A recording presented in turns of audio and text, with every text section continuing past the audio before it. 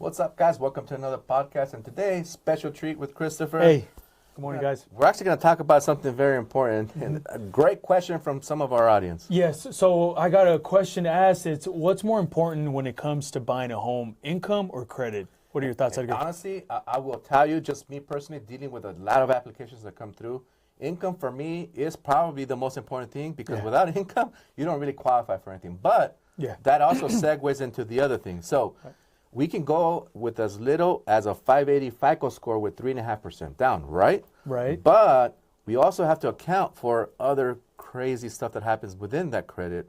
So I can get you down to 3.5%, 580. But what about if you just had a bankruptcy? Ooh. Then I can't get you into a home either because you have to wait for at least 2 years after your BK discharge for you to qualify with FHA. So that's 2 years. 2 years. From the date that you filed? Oh, after the discharge. Right. So even if you filed 5 years ago, but it didn't get discharged until now, I still have to get 2 years after your discharge for a Chapter 7. For a Chapter 13, I can do 12 months after you started your first payment back, you know, when you do the 5-year payment plan, back to, but with court approval. Okay. So the 13 is the one where you don't get the full discharge. You have to do the payment, right? Right. But you have to get a 12-month history and get a court approval for us to be able to do it. Those are very difficult. Okay. So usually it's very hard to get those approved. Oh, wow. The other thing, too, if you have a foreclosure, right, that was the next question. Yep, that's a good it's question. 3 years after the foreclosure recorded that I can do your loan with, with FHA. Okay. With VA, it's 2 years, but with FHA, it's 3 years. 3 years, okay. Conventional is different. Okay. And what about instead of a foreclosure, what if the person trying to buy now did a short sale? So short sale with FHA is also 3 years. Oh, wow. Okay. With conventional, it's 4 years. Okay. VA is 2 years. What's worse, foreclosure or short sale? With FHA, it doesn't matter. Doesn't matter. Okay. With conventional, it does matter. With conventional, it's 4 years. Okay. If it's a foreclosure with conventional, it's 7 years. Oh, wow. So it's a little different. So they're both difficult. Yeah. Don't be in that position. So honestly, if you're not a veteran, FHA is the most lenient with any of those, but we have to be careful. And obviously, for me, still, FHA is probably the best option for us when you have some crazy things happen in your credit. Right. But again, without income, it doesn't matter. Because even if you have a 750 FICO score, but you have no income, I can't really get you anywhere. Right. Unless you have a lot of assets and we do those, what they call the no ratio loans. With 20% down, I can get you into a house with no income as long as you have assets.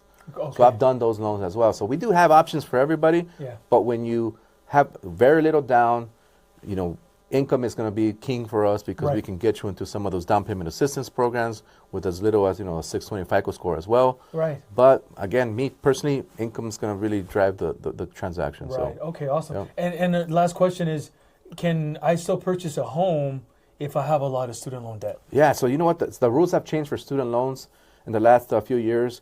Fannie Mae would allow what's called an income repayment plan. So even if you have $1 million worth of student loans, but you're on an income repayment plan, whatever the payment is on your income repayment plan, even if it's zero, they will use that as your payment.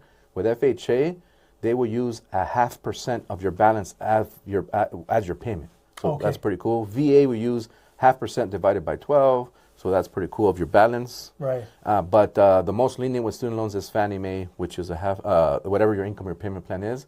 Otherwise, Freddie Mac, which is similar to a conventional, basically it's conventional, it's also 0.5% of the balance as a payment. So it's not bad. It's not bad. No. I mean, it's actually changed quite a bit. It used to be just 1% of the balance. Right. Which, if it's $1 million, that's $10,000 a month, which would have really screwed somebody. Affect the buyer. Mm-hmm. Yeah. So now it's changed.